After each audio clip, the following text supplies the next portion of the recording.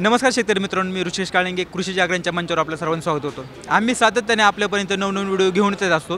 तसंच आता दिल्लीत MFI अर्थातच मिलेनियल फार्मर्स ऑफ अवॉर्ड सोहळा पार पडतोय आणि यासाठी महाराष्ट्रातून शेतकरी आलेत। तर आता आपल्यासोबत एक शेतकरी जोडलेले आहेत, तर त्यांच्याशी आपण बातचीत करूया। सर, आपला परिचय काय? माझं नाव यज्ञेश वसंतराव गातबने, मी पैठण छत्रपती संभाजीनगर येथून। सर, आपल्याला शेतीची आवड कशी निर्माण झाली? माझं जे शिक्षण आहे ते शेतीमध्येच झालेलं आहे। सातवीनंतर मी जीवन प्रज्ञा विद्यालय हे कृषी संदर्भात विद्यालय होतं, तिथं शिक्षण मी घेतलं। त्याच्यामुळे लहानपणापासूनच आणि शेतीचं बॅकग्राऊंड असल्यामुळे शेतीचीच आवड निर्माण झाली। सर, आता आपण देशात आणि राज्यात बघितलं तर शेतीचं गणित दिवसेंदिवस बिघडत चाललं आहे किंवा शेतकरी म्हणतो की शेती परवडत नाही, तर त्याबद्दल तुम्ही काय सांगाल? शेतकरी जो स्वतः करेल त्याला शेती परवडेल, पण नुसतंच बांधर उभा राहून तो शेती करेल त्याला शेती पुरणार नाही।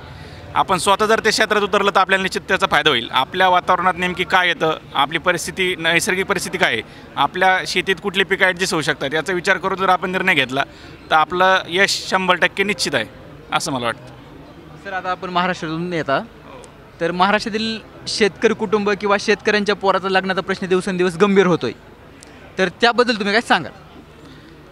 ती सामाजिक गोष्टीचा आपण जर विचार केला तर निश्चितच ती बाब खरी आहे, पण याचा जर आपण विचार जर केला, चांगलं समजा 2 एकर जरी शेती असली आणि तो भाजीपाला व्यवस्थित जर करीत असला तर त्याचं उत्पन्न एखाद्या आपण म्हणतो इंजिनियरपेक्षा पण चांगलं त्याचं उत्पन्न काढू शकतो।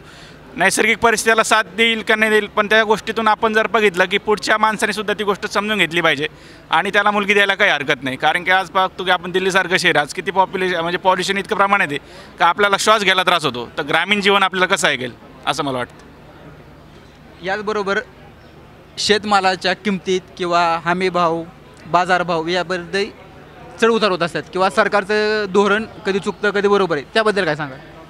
त्याच्याबद्दल मला एकच सांगायचं की आपण आपला माल कुठला कधी भाव वाढेल आपला अंदाज आपण स्वतः बांधून ठेवला पाहिजे।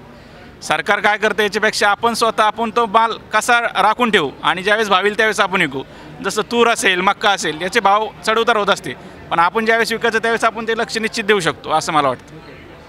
सर, लाल कार्पेट फक्त राष्ट्रपतींच्या कार्यक्रमात टाकलं जातं किंवा राष्ट्रपतींसाठी टाकलं जातं। आज दिल्लीत कृषी जागरणने शेतकऱ्यांसाठी लाल कार्पेट टाकले आणि त्यावर शेतकऱ्यांचा सन्मान झाला आहे, त्याबद्दल तुम्हाला काय वाटतं? कृषी जागरणसारख्या मोठ्या एका संस्थेने आमच्यासारख्या शेतकऱ्यांचं कौतुक करणं, ते पण एक देशपातळीच्या व्यासपीठावर, हे निश्चित कौतुकास्पद आहे आणि त्याच्यामुळे नक्कीच शेतकऱ्यांना खऱ्या अर्थाने प्रेरणा भेटेल असं मला वाटतं।